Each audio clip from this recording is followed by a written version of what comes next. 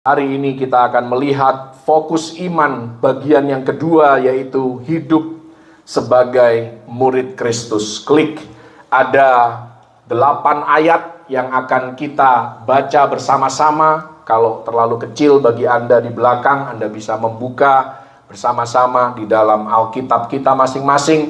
Diambil dari Injil Matius pasal yang keempat, ayat yang ke-18 sampai 25. 2, 3. Dan ketika Yesus sedang berjalan menyusur danau Galilea, ia melihat 2 orang bersaudara, yaitu Simon yang disebut Petrus dan Andreas saudaranya. Mereka sedang menebarkan jala di danau sebab mereka penjala ikan.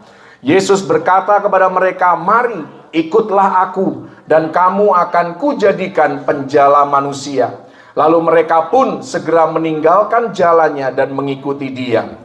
Dan setelah Yesus pergi dari sana, dilihatnya pula 2 orang bersaudara, yaitu Yakobus anak Zebedius dan Yohanes saudaranya, bersama ayah mereka Zebedius, sedang membereskan jala di dalam perahu. Yesus memanggil mereka, dan mereka segera meninggalkan perahu serta ayahnya, lalu mengikuti Dia. Yesus pun berkeliling di seluruh Galilea. Ia mengajar dalam rumah-rumah ibadat dan memberitakan Injil Kerajaan Allah, serta melenyapkan segala penyakit dan kelemahan di antara bangsa itu. Maka tersiarlah berita tentang Dia di seluruh Syria, dan dibawalah kepadanya semua orang yang buruk keadaannya, yang menderita pelbagai penyakit dan sengsara, yang kerasukan, yang sakit ayan, dan yang lumpuh. Lalu Yesus menyembuhkan mereka. Maka orang banyak berbondong-bondong mengikuti Dia. Mereka datang dari Galilea dan dari Dekapolis, dari Yerusalem dan dari Yudea dan dari seberang Yordan. Haleluya. Klik. Saya percaya, dan inilah yang tertulis di dalam firman Tuhan, bahwa setiap orang yang percaya kepada Kristus, setiap orang yang menaruh iman percayanya kepada Yesus sebagai Tuhan dan Juru Selamat, masuk di dalam satu perjalanan rohani sebagai murid Kristus. Dan sebagai murid Kristus, ada disiplin-disiplin rohani yang harus kita lakukan, yang harus dikerjakan di dalam proses pemuritan itu. Jadi di sini kita harus menyadari bahwa Anda semua, orang-orang percaya, kita tidak sedang berusaha menjadi murid. Anda dan saya adalah murid Kristus. Kalau kita sudah percaya, kita adalah murid Kristus. Jadi kita hidup di berbagai dimensi rohani. Salah satunya Anda dan saya adalah murid Kristus. Dan ada disiplin-disiplin tertentu yang harus kita tekuni, yang harus kita jalani sebagai murid Kristus. Proses untuk hidup, ya kalau di sini ditulis proses untuk menjadi. Anda dan saya sudah jadi. Anda dan sayalah murid Kristus. Kita tinggal menghidupinya. Dan kita harus diubahkan dari satu level pemuritan kepada level pemuritan yang semakin tinggi. Karena itu saya mau katakan, proses untuk hidup sebagai murid Kristus itu dilalui melalui 3 hal. Yang pertama, klik, murid yang mengikuti panggilannya. Tadi kita sudah baca di ayat yang ke-18 dan 19 bagaimana Yesus memanggil para rasul utama. Bagaimana Yesus mengumpulkan ke-12 muridnya yang utama. Dan sebagian besar kalau Anda perhatikan, kalau tidak semua, ya, semua orang, sebagian besar kalaupun tidak semua, orang-orang yang dipanggil oleh Tuhan adalah mereka yang punya kesibukan. Hampir tidak ada di Alkitab orang dipanggil oleh Tuhan dalam keadaan pengangguran. Semuanya punya kesibukan. Semua punya pekerjaan. Jadi, di dalam kehidupan kita, sesibuk apapun kita, saya nggak tahu dengan Anda, tapi saya tahu hidup saya sudah sangat-sangat sibuk. Anda bisa tanya istri saya, jam 6 pagi saya sudah di jalan, kadang jam 12 malam juga belum pulang. Itulah kehidupan saya. Tapi belajar dari firman ini, tidak ada satupun di antara kita yang bisa berkata bahwa aku terlalu sibuk untuk melayani Tuhan. Aku terlalu sibuk untuk melakukan panggilan Tuhan. Justru Tuhan memilih orang yang sibuk. Haleluya. Minggu lalu kita mendengar satu kesaksian. Nyonyok di sini berkata, barang siapa mempunyai, kepadanya akan diberi. Bukan barang siapa yang tidak punya, kepadanya diberi. Bahkan firman itu berkata, itu perkataan Yesus ngomong-ngomongnya. Barang siapa mempunyai, maka dia akan diberi. Barang siapa tidak mempunyai, apa yang ada padanya akan diambil. Haleluya. Jadi kita tidak berhak sama sekali untuk ngomong di hadapan Tuhan, aku terlalu sibuk Tuhan.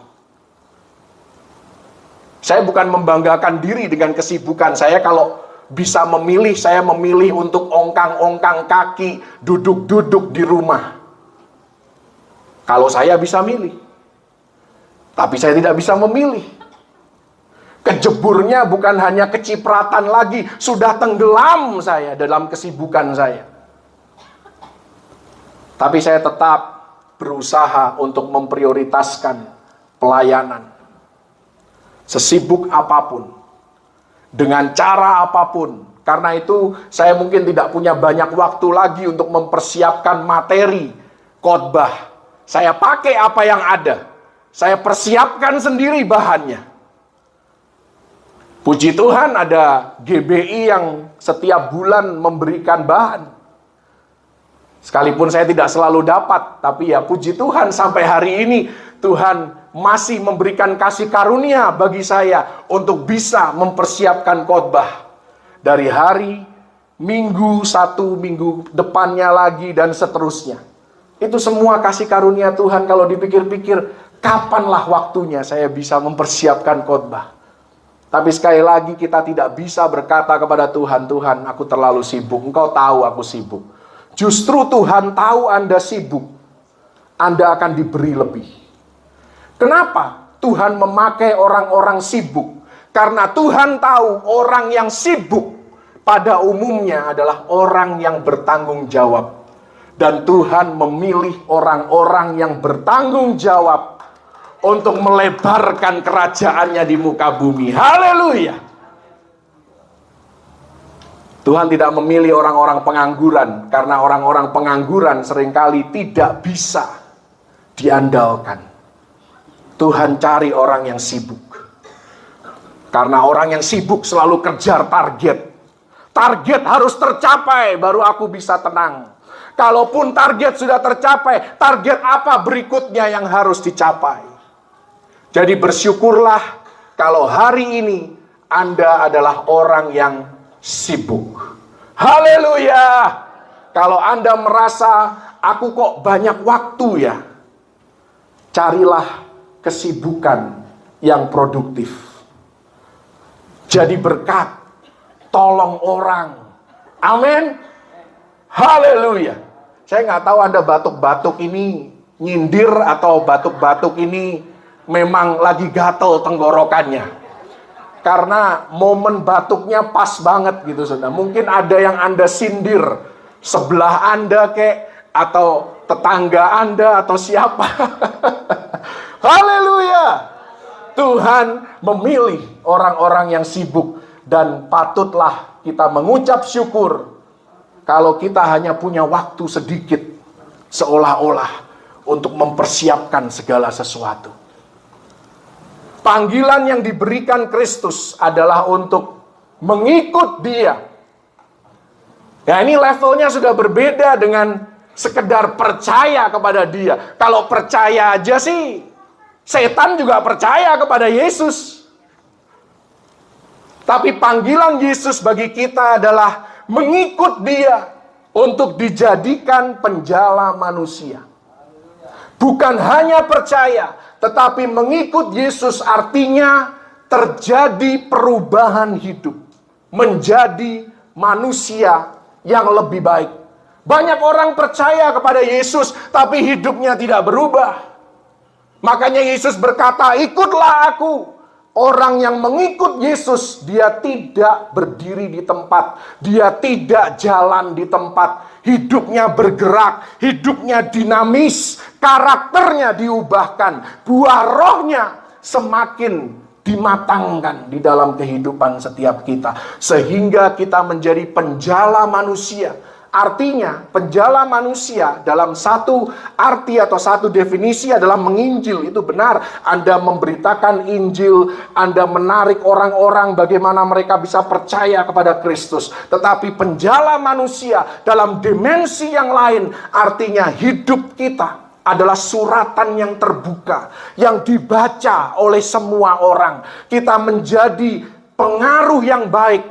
Hidup kita berdampak positif di lingkungan, di komunitas, di mana Tuhan tempatkan kita, sehingga orang-orang melihat perbedaan.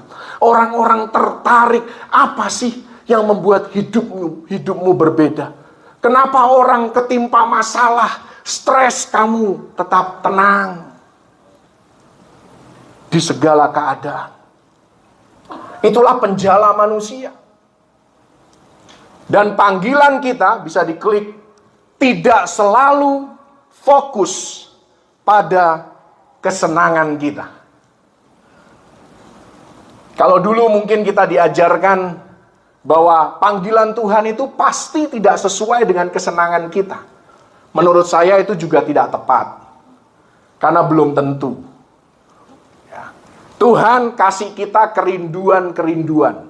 Dan kalau kita benar-benar peka akan suara Tuhan, bisa jadi apa yang kita senangi, apa yang kita sukai, itulah panggilan Tuhan dalam kehidupan kita. Panggilan Tuhan seringkali terindikasi. Tanda-tandanya terkadang sangat jelas. Kita punya keahlian apa, kita punya talenta apa, kita punya kepintaran atau kepandaian apa, kesukaan apa. Itu bisa jadi panggilan Tuhan dalam kehidupan kita. Jadi tinggal kita mau nggak pakai keahlian kita ini untuk kemuliaan Tuhan, untuk menjadi berkat bagi banyak orang. Jadi sekali lagi, panggilan Tuhan tidak selalu berfokus pada kesenangan kita, sekalipun kesenangan kita bisa menjadi indikasi panggilan Tuhan dalam kehidupan kita itu di bidang apa. Tapi yang pasti, panggilan Tuhan dalam kehidupan kita memberikan arah dan fokus yang baru, yang lebih berorientasi kepada manusia. Kalau kita merasa dipanggil Tuhan di dalam bidang tertentu, pertanyaannya adalah, apakah kita berorientasi kepada orang lain atau berorientasi untuk diri kita sendiri? Apakah kita memakai talenta kita untuk memberkati orang lain atau untuk menjatuhkan orang lain? Jadi yang namanya panggilan Tuhan itu tidak mungkin hanya untuk kepentingan diri kita sendiri. Pasti orientasinya keluar untuk menjadi berkat. Seperti tertulis dalam Roma 14 ayat yang ke-7, tidak ada seorang pun di antara kita yang hidup untuk dirinya sendiri. Dan tidak ada seorang pun yang mati untuk dirinya sendiri. Dalam keadaan kita hidup ataupun mati, Tuhan mau hidup kita berdampak positif. Kalaupun kita sudah tidak ada di dunia ini pun, kesaksian, testimonial daripada orang-orang di sekitar kehidupan kita pun tentang kita adalah sesuatu yang positif, sesuatu yang memberkati. Haleluya. Jadi kalau kita ingin mengukur kemajuan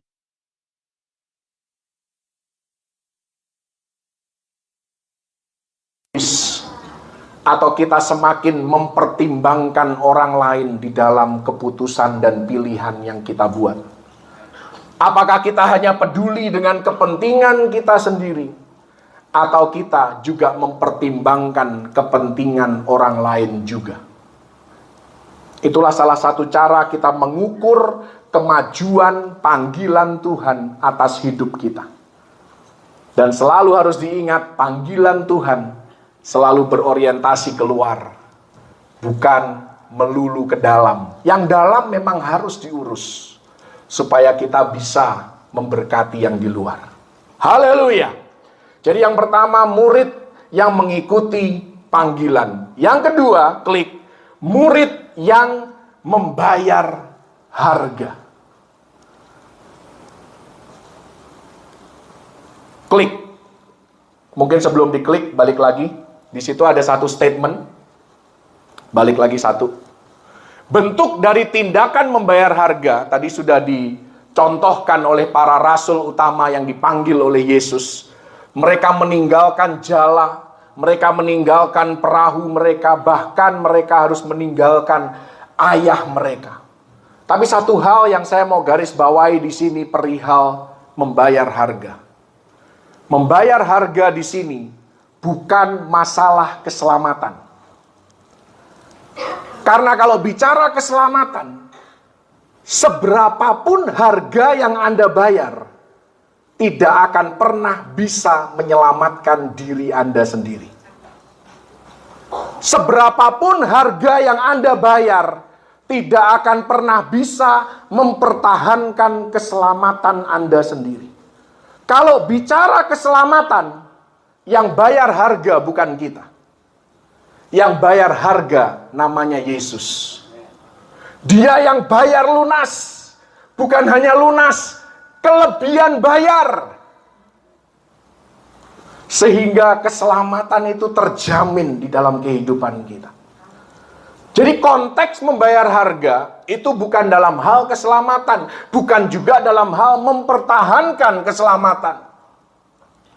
Tapi saya mau katakan hal lain di dalam kehidupan kita baru bisa kita peroleh kalau kita mau membayar harga.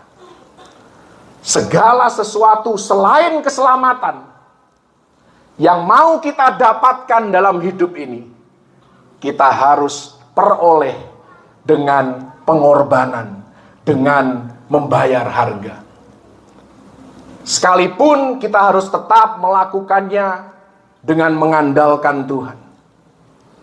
Hidup benar sebagai pengikut Kristus di dunia bisnis, di dalam Anda berkarir, Anda mau hidup sebagai murid, Anda perlu bayar harga.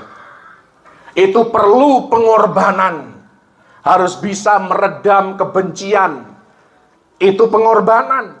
Harus bisa meredam iri hati, dengki, tidak dendam kepada orang yang menyakiti kita, orang yang merugikan kita. Itu bayar harga. Tapi bayar harga bukan untuk selamat. Bayar harga karena kita terkadang hanya bisa ngelus dada, melihat kelakuan orang-orang di sekitar kehidupan kita. Mereka yang seolah-olah bertambah kaya dengan cara yang tidak benar. Hidupnya makmur, tidak ada masalah. Semuanya lancar. Melalui penghasilan-penghasilan yang kita tahu tidak halal. Kita hanya bisa ngelus dada. Nah, itulah bayar harga. Haleluya. Karena kita sebagai pengikut Kristus tidak bisa menghalalkan segala cara. Kita harus mengikuti cara-cara yang dibenarkan di dalam firman Tuhan. Klik. Mereka yang mengikuti Kristus dan menjadi muridnya, rela tidak lagi menomorsatukan hal-hal yang selama ini menjadi bagian penting dalam hidup. Artinya, sebagai murid Kristus, harus ada penyesuaian kembali terkait dengan prioritas hidup kita. ambisi kita, tentang keinginan kita, tentang kenyamanan kita. Hari Minggu, mungkin bagi orang-orang yang bekerja, hari Sabtu, hari Senin sampai Sabtu, Anda kepinginnya hari Minggu istirahat. Tapi kita punya prioritas yang baru. Hari Minggu kita datang ke rumah Tuhan. Kita melayani Tuhan. Kita menjadi berkat bagi orang-orang di sekitar kehidupan kita. Kita meninggalkan kenyamanan yang harusnya bisa tidur-tiduran seharian. Tapi kita bayar harga. Haleluya. Yang menjadi paling utama sekarang adalah pribadi Kristus. Dan hal ini tidak tergantikan oleh apapun. Artinya, Yesus adalah motivasi kita untuk melakukan segala sesuatu. Kita bekerja untuk apa? Untuk kemuliaan Kristus. Kita berkarir untuk apa? Supaya Yesus dipermuliakan dalam hidupku. Untuk apa kita berbisnis? Supaya aku bisa membantu pembangunan rumah Tuhan. Membantu pekerjaan Tuhan. Untuk apa aku melayani? Karena Tuhan sudah memberikan talenta kepadaku untuk dikembangkan. Supaya aku menjadi kesaksian yang baik bagi kemuliaan Kristus. Untuk apa aku berkeluarga? Supaya aku menghasilkan keturunan-keturunan ilahi. Melanjutkan perjalanan hidup dalam iman kepada generasi yang berikutnya, menjangkau semakin banyak orang. Jadi Yesus menjadi motivasi di dalam segala hal yang kita lakukan. Bahkan kita kepengen berubah pun bukan untuk merubah siapapun. Seringkali kan kita sebagai suami, sudahlah aku mau berubah supaya istriku berubah. Oh, aku sebagai ayah, aku harus berubah supaya anak-anakku juga bisa berubah. Menurut saya, itu bukan motivasi yang 100% benar. Kalau motivasi Anda berubah supaya orang lain berubah, Anda akan kecewa ketika mereka ternyata tidak berubah. Anda sudah berubah nih. Anda yang tadinya jadi ayah yang kurang baik, sekarang jadi ayah yang luar biasa. Tapi anak-anak Anda tetap aja bandel. Tetap aja nakal, tetap aja susah diatur. Anda akan menjadi kecewa. Dan Anda akan berkata, buat apa aku berubah? Itu karena motivasi Anda berubah, bukan Yesus. Motivasi Anda berubah adalah anak-anak Anda. Dan ketika Anda menjadikan manusia atau orang lain sebagai motivasi Anda berubah, Anda akan kecewa. Anda sebagai suami berusaha untuk berubah supaya istriku berubah. Atau Anda sebagai seorang istri, aku akan belajar menjadi istri yang baik supaya suamiku berubah menjadi lebih baik. Ternyata Anda sudah menjadi suami atau istri yang lebih baik, bahkan sempurna. Suami atau istri Anda tidak berubah sama sekali. Anda akan kecewa kalau motivasinya bukan Yesus. Tapi kalau motivasi Anda Yesus, Anda berubah menjadi lebih baik. Orang-orang di sekitar kehidupan Anda tidak ada yang berubah sama sekali. Anda tidak akan kecewa. Kenapa? Karena fokus Anda Yesus. Karena motivasi Anda berubah adalah untuk Yesus. Haleluya. Aku mau menjadi pribadi yang semakin berkenan, semakin menyenangkan Yesus. Nah, itu baru tip top. Haleluya. Kalau Anda mau berubah supaya orang lain berubah, itu levelnya level rata-rata. Semua orang juga seperti itu. Kalau kita berubah, kita kepengennya semua orang juga berubah. Itu namanya keinginan kita sendiri. Seringkali PHP. Haleluya. Jadi kalau Anda mau berubah, berubahlah untuk Yesus. bukan untuk siapapun yang lain. Itulah maksudnya Yesus tidak tergantikan oleh apapun. Haleluya. Dan ini juga bukan berarti bahwa Tuhan tidak akan pernah mengizinkan kita melakukan apa yang menjadi kesukaan kita. Bukan itu. Bukan berarti bahwa pelayanan selalu lebih penting daripada keluarga.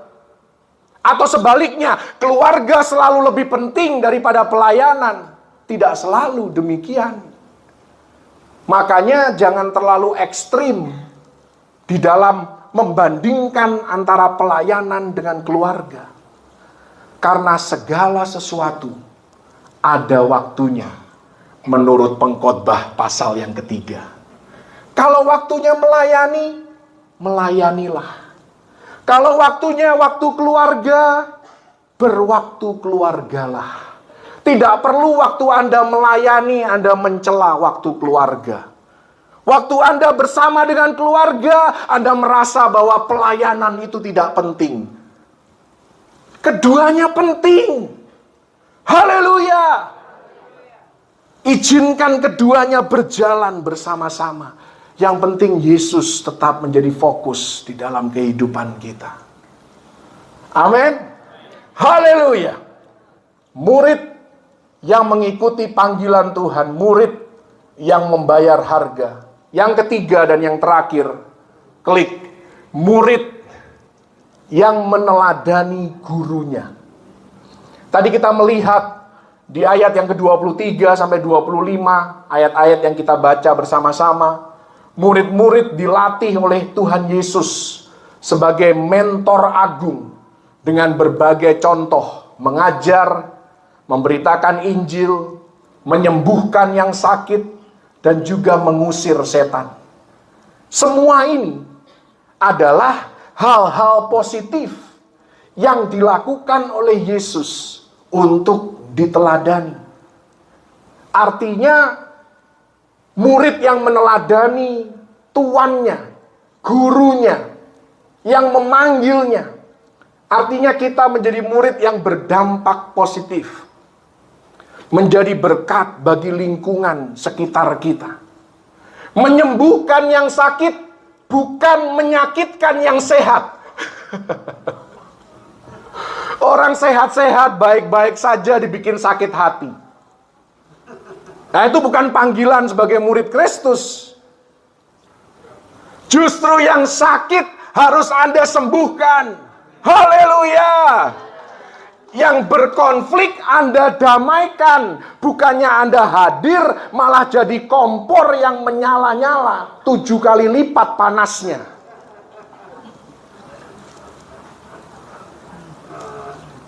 Anda hadir bukannya ada damai, Anda hadir malah bikin kacau. Itu bukan murid.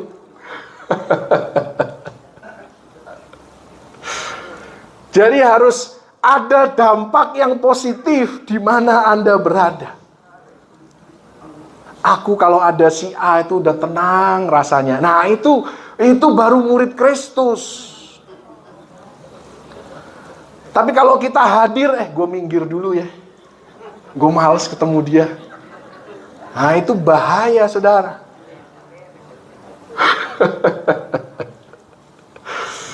Ya, memang kita jadi orang benar pun tidak semua orang suka sama kita.